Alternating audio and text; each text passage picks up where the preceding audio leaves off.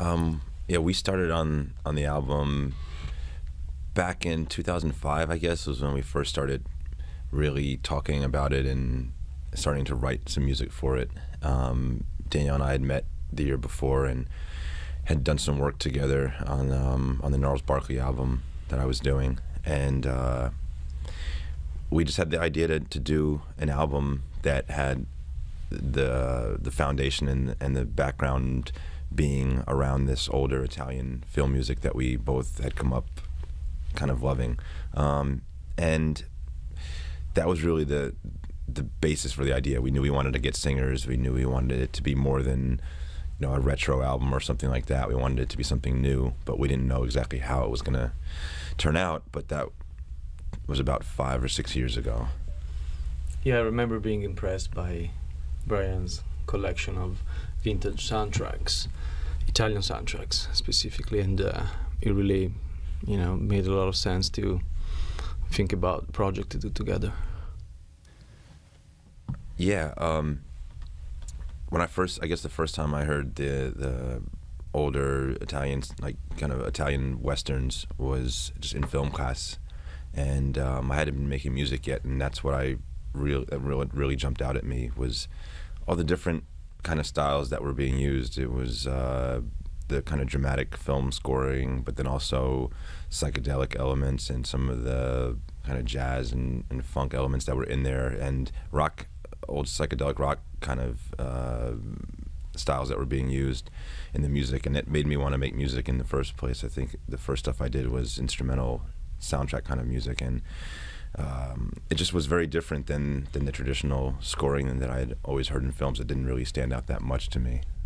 Yeah, there were also some very dark atmospheres that you know, that those movies required from the score that we both really liked, and also, I mean, some really interesting combination, like using surf guitar from the 60s into you know, an orchestral piece, or experimenting with some kind of avant-garde technique, all within the same score. It was really exciting.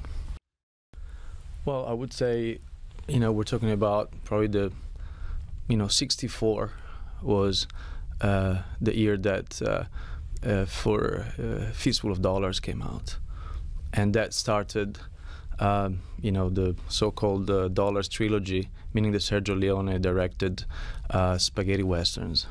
The following year, you know, you had For a Few Dollars More, and then 66 you had The Good, the Bad, and the Ugly, probably the most recognizable score. I would say from there on, many other, and this score were made by Ennio Morricone. Although he did use a nickname at the very beginning, everybody did. They wanted to, they were pretending to be kind of an American crew.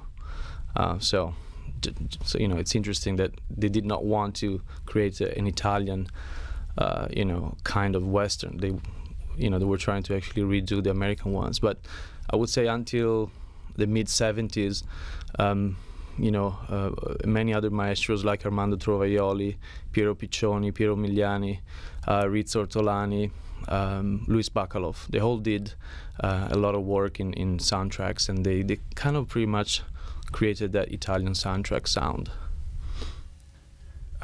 Yeah, that was Etta D'Orso, and she's part of the Cantori Moderni. I guess it was 8, wasn't it? Is it 8 or depending, 8 to 10, yeah, depending on the needs. 4 women, 4 men, and they were all still around. And Alessandro Alessandroni, who's the leader of the kind of that choir, I guess you would call them, and we got everybody together, and she was just one of those, one of the singers. And when we were finished doing the group parts, there was a chance to do some kind of solo parts, and I wasn't aware that she was the one who had done that.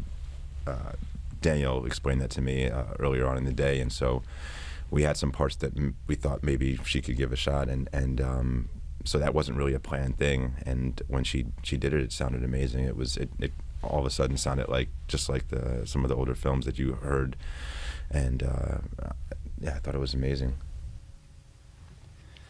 Yeah, we first started of course, was by just talking about it. Really, the idea of us doing this as an album, and then when it came time to write and do it, we went off separately and started writing songs and then sharing them with each other, and then we actually had to book the trip to Rome, and then that's when we really started heavily writing, when we knew we were up against a certain kind of deadline. And we would share songs with each other, add to each other's combined stuff, and then when we actually got over to Rome and started to cut everything, that's when the album actually started to really take shape. And we always knew it was going to be an album.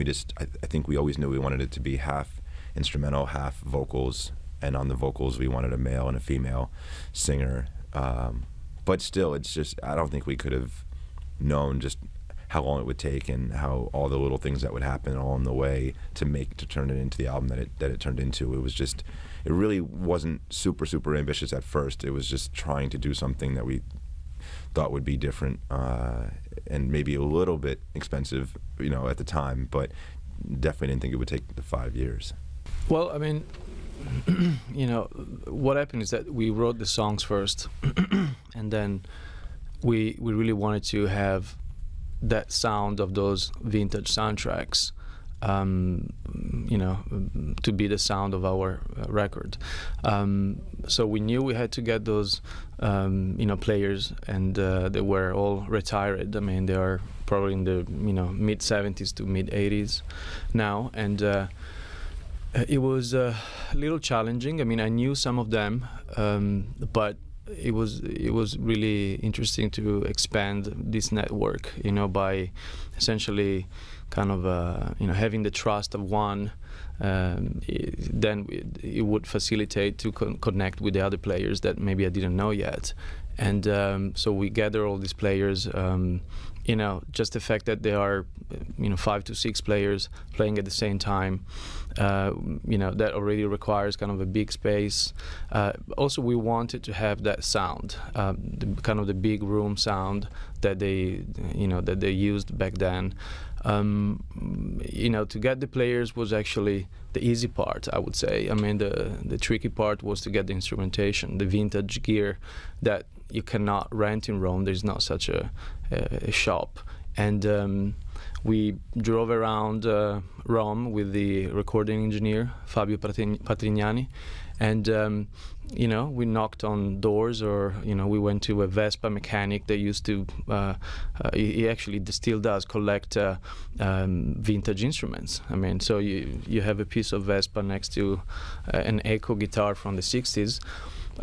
Very normal to him and quite funny to us, but and how to really not really even pay these people, but how to thank them, was kind of the question. And we thought that a couple of bottles of good wine was the best way, to do it. Why not? Yeah, why not? We didn't want to offend them by giving X amount of money, really.